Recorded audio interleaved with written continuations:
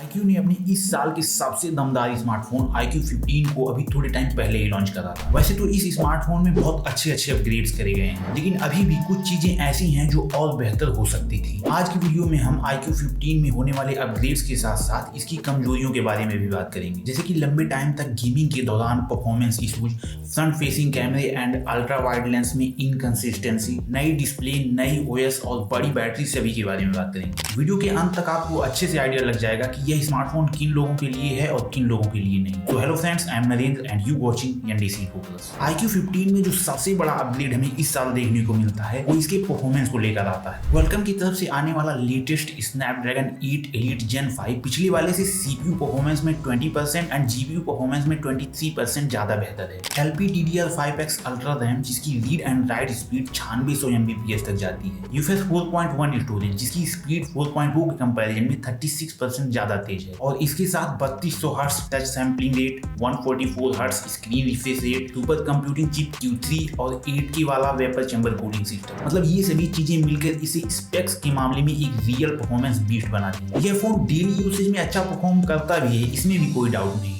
लेकिन performance demanding task के समय लंबे समय तक सस्टेन यूसेज में यह अपनी परफॉर्मेंस को आधे तक गिरा देता है, जो शायद प्रोसेसर में भी कुछ दिक्कत के कारण हो सकता है, क्योंकि सेम यही प्रोसेसर अभी OnePlus 15 के साथ भी रिलीज हुआ था और उसमें भी इसी तरह लंबे समय तक सस्टेन यूसेज में परफॉर्मेंस थ्रॉटल कर रही थी। वहां पर तो हीटिंग को लेकर भी सीरियस प्रॉब्लम थी। हीटिंग को लेकर प्रॉब्लम यहाँ भी है, पर उस लेवल की नहीं है। शायद इनका लेटेस्ट 8K वाला वेपर चैम्बर कूलिंग सिस्टम कुछ काम कर रहा हो। iQOO 15 में 7000 की बड़ी सिलिकॉन एनोड बैटरी मिलती है जो 100 वाट की वायर्ड और 40 वाट की वायरलेस चार्जिंग सपोर्ट के साथ आती है। और दो चार्जिंग स्पीड को iQOO 13 के कंपैरिजन में थोड़ा सा कम करा गया है, क्योंकि सिलिकॉन कार्बन वाली बैटरी के अपने भी कुछ ड्रॉबैक्स होते हैं, बट बैटरी और चार्जिंग को लेकर अगर ओवरऑल देखा जाए तो कोई दिक्कत वाली बात नहीं है। हाँ, प्रोसेसर ऑप्टिमाइजेशन में दिक्कत होने के कारण ऐसा जरूर फील हो सकता है कि बैटरी अपने mAh नंबर के हिसाब से थोड़ी कम चल रही है। इस बार iQOO ने अपने 15 में सैमसंग की तरफ से आने वाली 2K M14 OLED डिस्प्ले का इस्तेमाल करा है। यह डिस्प्ले पहली बार किसी स्मार्टफोन में इस्तेमाल हो रही है। कंपनी इसकी पीक ब्राइटनेस को 6000 निट्स तक बताती है। कंपनी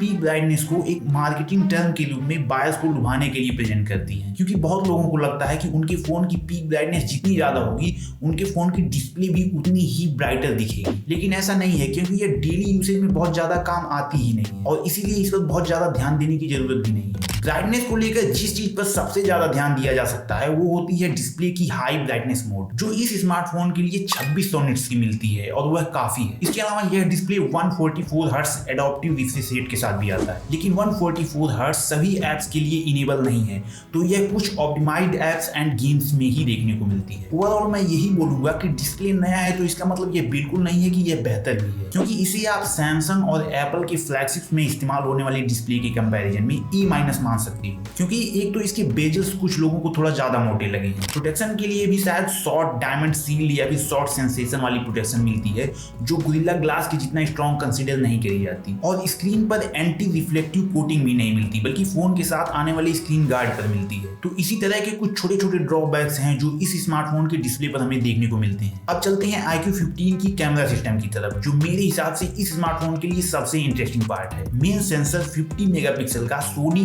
IMX921 वाला है, जो iQOO 13 में भी इस्तेमाल हो चुका है, लेकिन 15 में iQOO ने ISP प्रोसेसिंग को और बेहतर कर दिया है, इसीलिए 13 के कंपैरिजन में और बेहतर फोटोज खींच करके दे देता है। 50 मेगापिक्सल का टेलीफोटो लेंस 3x के साथ आता है और यह Sony का IMX882 वाला सेंसर है। इसके भी रिजल्ट्स ज्यादातर अच्छे ही निकल कर आते हैं, क्योंकि ऐसा करने पर डिटेल्स तेजी से गिरती हैं और पिक्चर में AI जनरेटेड वाइब आने लगती है, क्योंकि इसमें Vivo के X सीरीज की तरह high and floating lens focus नहीं मिलती और इसीलिए आप उस लेवल की डिटेल्स एक्सपेक्ट नहीं कर सकते। पर एक परफॉर्मेंस ओरिएंटेड फोन को देखते हुए ये चीज एक्सेप्टेबल है। कैमरा ऐप में अलग अलग मोड की भरमार है। अल्ट्रा वाइड के लिए 50 मेगापिक्सल का एक तीसरा लेंस भी है और इसमें iQOO को थोड़ा और काम करने की जरूरत है, क्योंकि इसकी डिटेल्स एंड कलर कैलिब्रेशन कभी कभी ऑफ सी आती है। वीडियो में मेन सेंसर से 8K रिकॉर्डिंग का ऑप्शन भी मिलता है, लेकिन 8K वाली रिकॉर्डिंग उतनी कंसिस्टेंट नहीं रहती, तो अगर आपकी रिक्वायरमेंट वीडियो रिकॉर्डिंग की है तो अभी भी आईफोन सबसे बेस्ट ऑप्शन होते हैं। 32 मेगापिक्सल के फ्रंट कैमरे को आप डिसेंट ही मान सकते हो, क्योंकि कभी कभी स्किन टोन के साथ इनकंसिस्टेंसी के कारण फेस ओवर स्मूथ या फिर आर्टिफिशियली शार्पन दिख सकती है, जिसे वह फ्लैगशिप वाली नेचुरल टेक्सचर की वाइब नहीं नहीं आती। कैमरे को लेकर मैं ओवरऑल यही बोलूंगा कि 13 के कंपैरिजन में 15 में अच्छे इंप्रूवमेंट्स हुए हैं, लेकिन इसके साथ यह भी ध्यान देना होगा कि यह एक परफॉर्मेंस ओरिएंटेड फोन है। तो अगर आप इसकी उन फ्लैगशिप लेवल के स्मार्टफोन से तुलना करते हैं तो यह निश्चित रूप से उनसे थोड़ा पीछे ही रह जाता है। इस बार iQOO 15 में एक नई UI